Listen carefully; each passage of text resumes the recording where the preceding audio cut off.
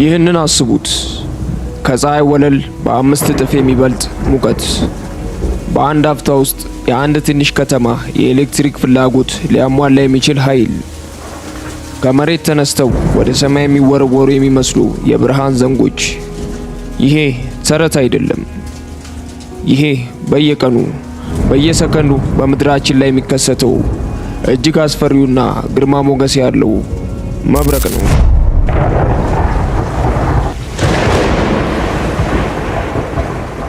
መብረቅ ነው።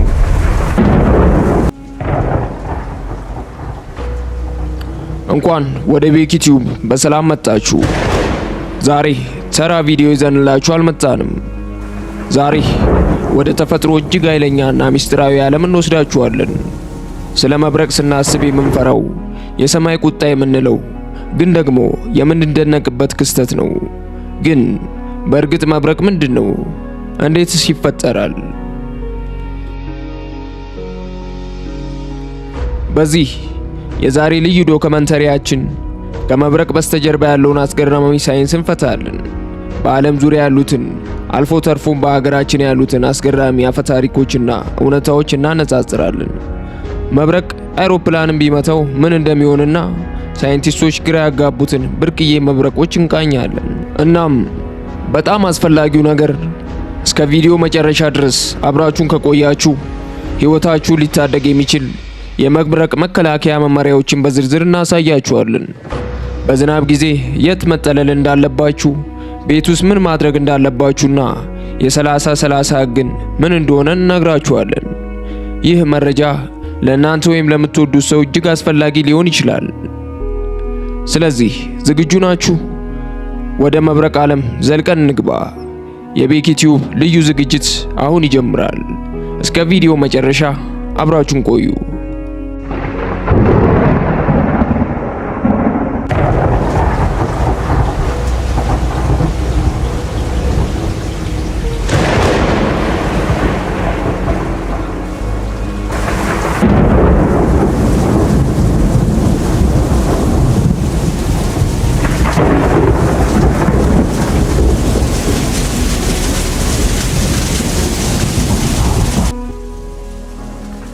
መብረቅ ዝም ብሎ የሚወርድ እሳት አይደለም። ይልቁንም ተፈጥሮ የምታደርገው ግዙፍ የኤሌክትሪክ ፍሳሽ ነው።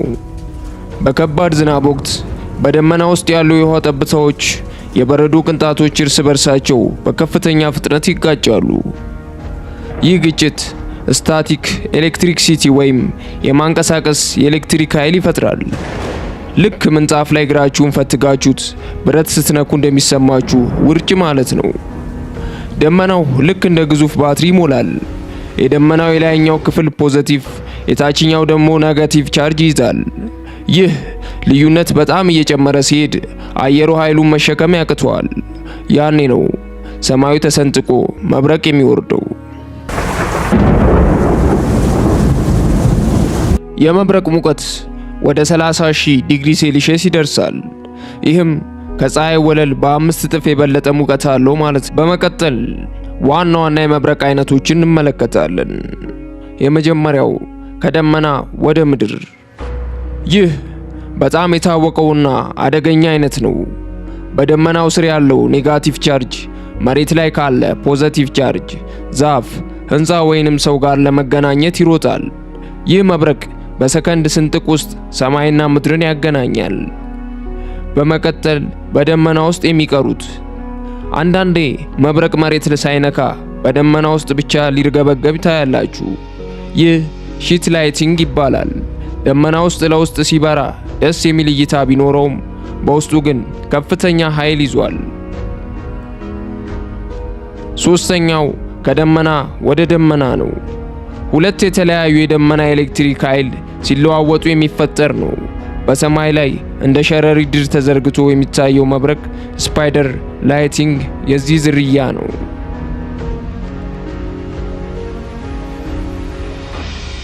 ሳይንቲስቶችን እንኳን ግራ የሚያጋቡ አንዳንድ መብረቆች አሉ። ኳስ መብረቅ። ይህ በጣም ብርቅዬ ነው። እንደ እግር ኳስ ክብ ሆኖ ለሰከንዶች በአየር ላይ የሚንሳፈፍ አልፎ ተርፎም በመስኮት በኩል ወደ ቤት ውስጥ ሊገባ የሚችል ሚስጥራዊ መብረቅ ነው። ሌላኛው ቀይ ስፕራይቶች። እነዚህ ከደመና ላይ ወደ ህዋ የሚወረወሩ ቀይ መብረቆች ናቸው። የሚፈጠሩት ከደመና በላይ ባለው ከባቢ አየር ውስጥ ስለሆነ በመሬት ላይ ሆነን ለማየት እንቸገራለን።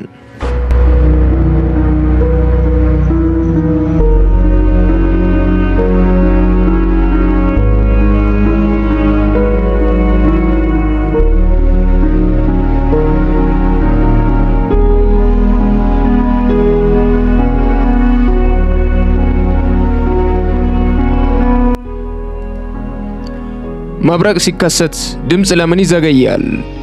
ምክንያቱም ብርሃን ከድምጽ በበለጠ ፍጥነት ስለሚጓዝ ነው። መብረቁ በዙሪያ ያለውን አየር በድንገት ስለሚያሞቀው አየሩ በከፍተኛ ፍጥነት ይለጠጣል። ያ የፍንዳታ ድምጽ ነው ነጎድጓድ የምንለው። በዚህ ላይ አንድ ቲፕ እንንገራችሁ። መብረቁን ባያችሁ ቁጥር መቁጠር ጀምሩ። ድምጹ እስኪመጣ የቆጠራችሁት ቁጥር በጨመረ ቁጥር መብረቁ ከናንተ ርቆ ነው ማለት ነው። የሰው ልጅ በመብረቅ የመመታት እድሉ ከሚሊዮን አንድ ነው። ግን ያ አንድ ሰው እናንተ ከሆናችሁ ምን ይፈጠራል? የእርሱ የህይወት ቅዠት በዚህ ሰከንድ ይጀምራል። መብረቁ ሲመታዎት የአየሩ ሙቀት በቅጽበት ከፀሐይ ወለል በ5 እጥፍ ይበልጣል። በቢሊዮን የሚቆጠር ቮልት ኃይል በሰውነቱ ውስጥ ለመጓጓዝ ይሞክራል። ያኔ የሰውነቱ የተፈጥሮ ኤሌክትሪክ ስርዓት ማለትም ነርቮችና ልቦ ከቁጥጥር ውጪ ይሆናሉ። መብረቁ በዋናነት ሾርት ሰርኪዩት የሚያደርገው የእርሶ ልብ ነው። የኤሌክትሪክ ግፊቱ የልብ ምቶን ለሰከንዶች አልፎ ተርፎም ለዘለቄታው ሊያቆመው ይችላል። ነርቮቹም ከፍተኛ ጥቃት ይደርስባቸዋል። ይህ ጥቃት ጊዜያዊ ወይም ዘላቂ ሽባነት ወይም ፓራላይዝድነት፣ የማስታወስ ችሎታ ማጣት፣ የመስማትና የማየት ችግር ሊያስከትል ይችላል። በአንዳንድ ሁኔታዎች የደም ስሮቹ በኃይል ግፊት ይፈነዳሉ። ይህም የውስጥ ደም መፍሰስ ያስከትላል። እዚህ ጋም አንድ ተጨማሪ ቲፕ እንንገራችሁ። በመብረቅ ከሚጠቁ ሰዎች መካከል 90% የሚሆኑት ይተርፋሉ። ነገር ግን ለረጅም ጊዜ የሚቆይ የአካልና የስነ ልቦና ጠባሳ ይዘው ነው። ነገር ግን በመብረቅ ከተመቱ ሰዎች መካከል በጣም አስገራሚው ምልክት የመብረቅ አበባ ነው። ይህ በቆዳው ላይ እንደ ዛፍ ቅርንጫፍ የተሳለ አስፈሪ ግን ደግሞ የሚያምር ጠባሳ ነው። ይህ ምልክት የሚፈጠረው ኤሌክትሪክ ኃይሉ የደም ስሮቹን በማፍራት በቆዳዎቹ ስር ሲሰራጭ ነው። ይህ ጠባሳ የሚቆየው ለጥቂት ቀናት ብቻ ነው። ነገር ግን የመብረቁን ኃይልና አስፈሪነት የሚያሳይ ሕያው ምስክር ነው።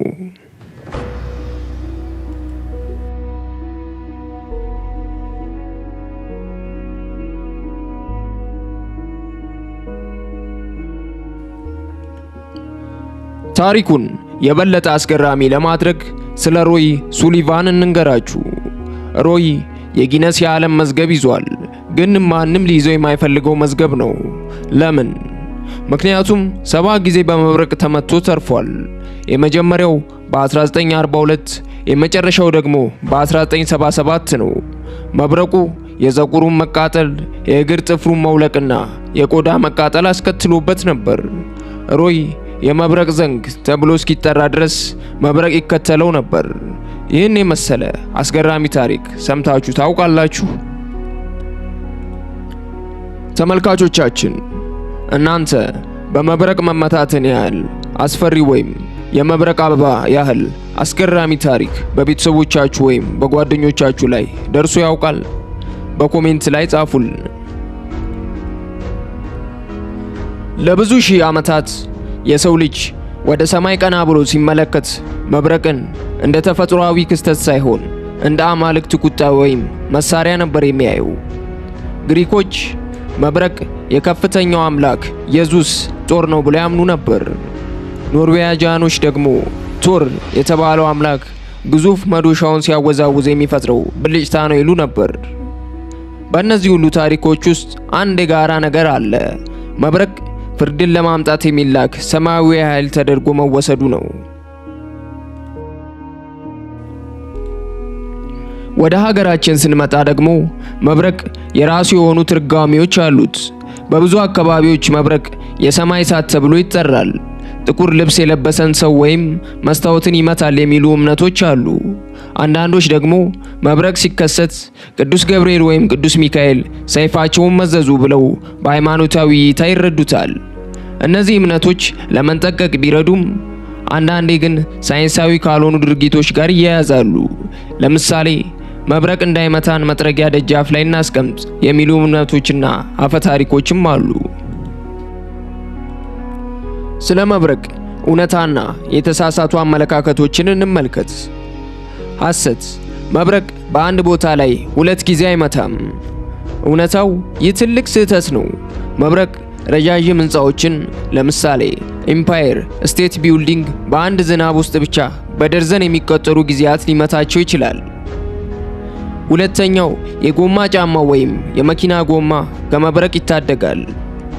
እውነታው ጎማ መብረቅን አይከላከልም። መኪና ውስጥ ስትሆኑ የምትተርፉት በጎማው ሳይሆን የመኪናው የብረት አካል የኤሌክትሪክ ኃይሉን አዙሮ መሬት ውስጥ ስለሚያስገባው ነው። ሶስተኛው ብረት ወይም ሞባይል መብረቅን ይስባሉ። ብረት መብረቅን አይስብም፣ ነገር ግን መብረቁ በአቅራቢያው ከወረደ መንገድ ሆኖ ያገለግለዋል። ሞባይል ስልክ ደግሞ በራሱ መብረቅን የመሳብ ኃይል የለውም፣ ነገር ግን በዝናብ ውስጥ ሜዳ ላይ ስልካችሁን ይዛችሁ ከቆማችሁ ረዥሙ ነገር እናንተ ስለሆናችሁ የመመታት እድላችሁ ይጨምራል።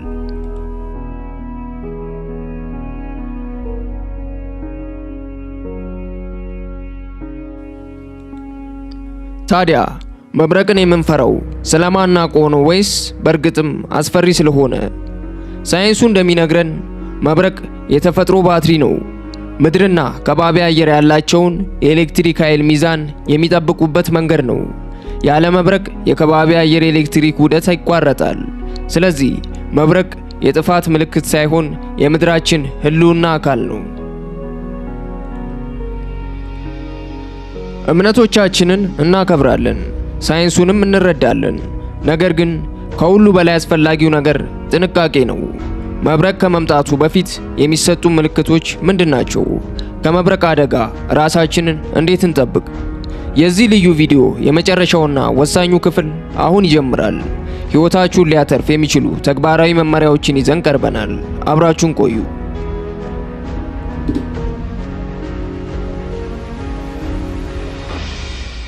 መብረቅ ከመምታቱ በፊት ተፈጥሮ ምልክት ትሰጠናለች።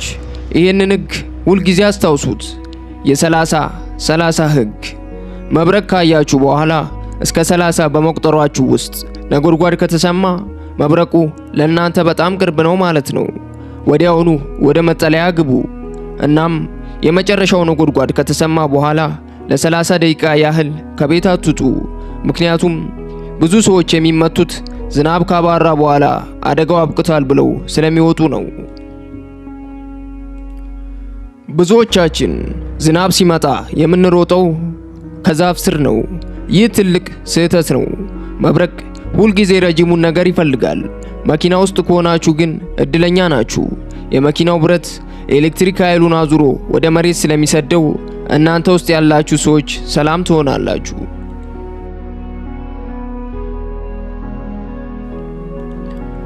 ሌላኛው ቤት ውስጥ ስለሆናችሁ ብቻ ሙሉ በሙሉ ደህንነታችሁ የተጠበቀ ነው ማለት አይደለም።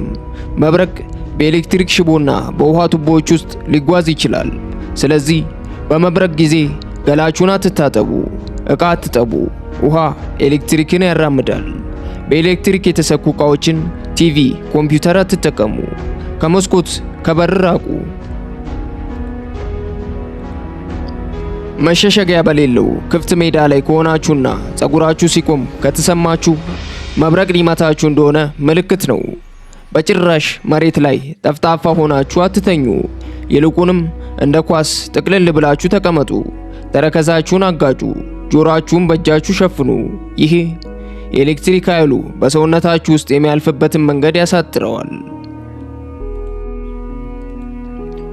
አንድ ትልቅ ስህተት ልንገራችሁ። መብረቅ የመታውን ሰው ከነካን ኤሌክትሪክ ይዘናል የሚል እምነት ሐሰት ነው። መብረቅ የመታው ሰው በውስጡ ኤሌክትሪክ አይዝም። ስለዚህ በቶሎ በመንካት የመጀመሪያ እርዳታ መስጠት ሕይወቱን ሊያተርፍ ይችላል።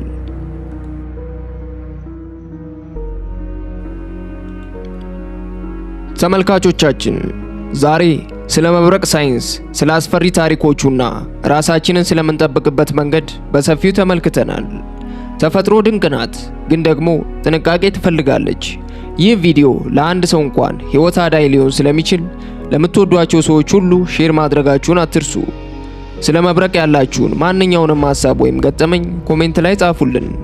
ለቤክ ቲዩብ አዲስ ከሆናችሁ ደግሞ ሰብስክራይብ በማድረግ ቤተሰብ ሁኑ። በቀጣይ በሌላ አጓጊ ቪዲዮ እስከምንገናኝ ሰላም ሁኑ።